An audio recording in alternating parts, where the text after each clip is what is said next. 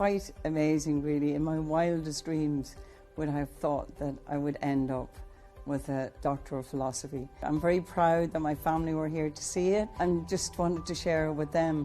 But it's lovely to be respected in that sort of way. There's nothing like giving respect and attention to something that you've loved doing. I mean, this is something I love doing, and to be applauded for it is just fantastic. Congratulations, Letterkenny, on your first Pride March. It's absolutely fantastic. I'm so excited for you and so excited to be part of it. So I'm looking forward to seeing you all there. Come along, let's have a great day. Came in the post today. It's the new Legend extended version of the Clannad album. CDs as well. Look at that colour. Isn't it beautiful? I love the colouring of it.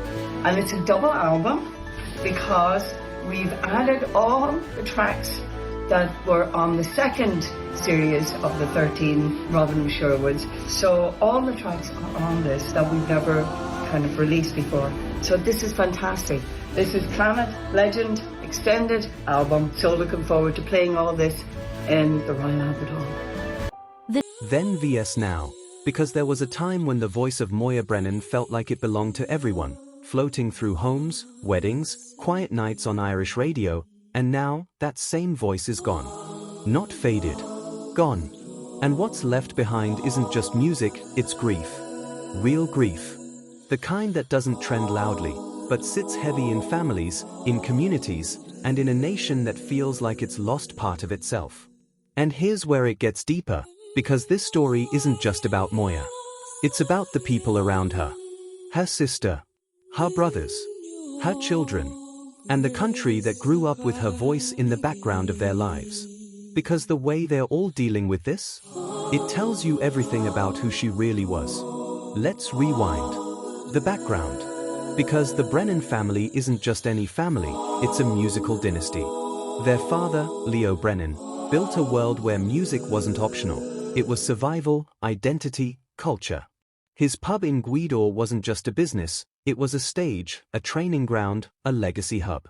And every one of his children, including Enya and the brothers in Clannad, carried that legacy in different ways. If you're enjoying the video, please do well to hit that subscribe button. Over 92% of viewers haven't yet. It's free, takes a second and means the world to us. Thanks. If you did.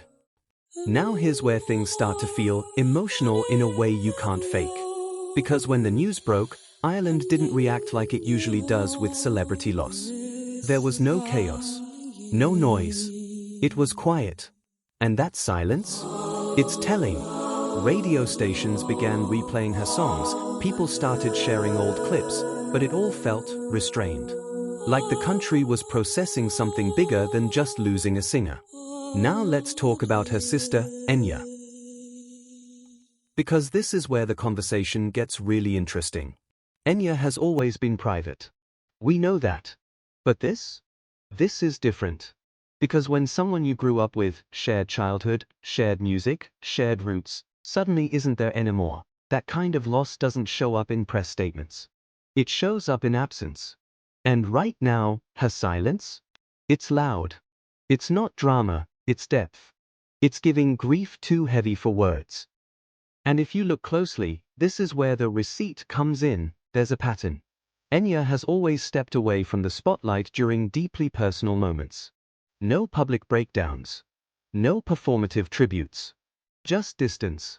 And while some people are questioning it, others are reading it differently, as someone dealing with loss in the only way she knows how, privately, completely removed from the noise. Now the brothers. The ones who stood shoulder to shoulder with Moya in Clannad. This is not just losing a sibling, it's losing the core of a sound they built together. Decades of touring, recording, performing, all tied to her voice. And if you've seen any recent appearances or statements, watch carefully. The pauses. The controlled tone. It's giving we're trying to stay strong, but this is hitting harder than we're letting on. And here's a nostalgia parallel you can't ignore. This is just like the early days of Clannad, when everything was built on togetherness. Family first. Music second. And now? That same foundation is being tested by loss. Because how do you go back to those songs now, without feeling what's missing? Now let's shift to her children. Because this is where the story becomes less about legacy, and more about real, human loss.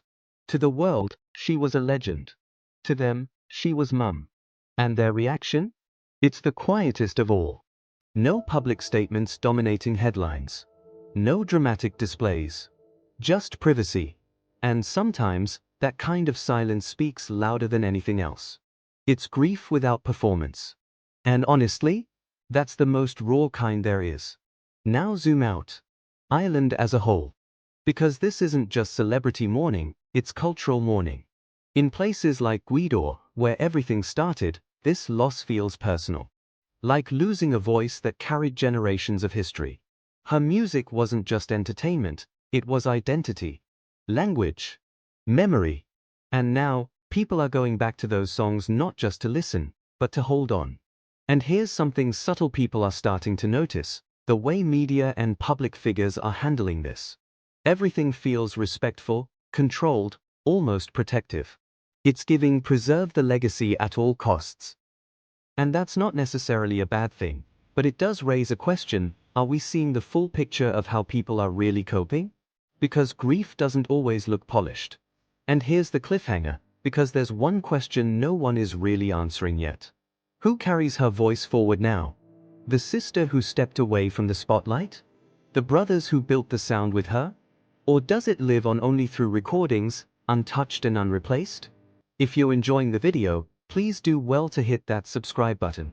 Over 92% of viewers haven't yet. It's free, takes a second and means the world to us. Thanks. If you did. Now back to the gist. So now I'm putting it to you, the jury. Is this quiet, almost silent grieving a sign of deep respect and unity, or does it hint at something more complicated beneath the surface? Because one thing is certain, the loss of Moya Brennan isn't just being felt in headlines. It's being felt in families, in music, and across an entire nation that's trying to figure out how to move forward without a voice it thought would always be there.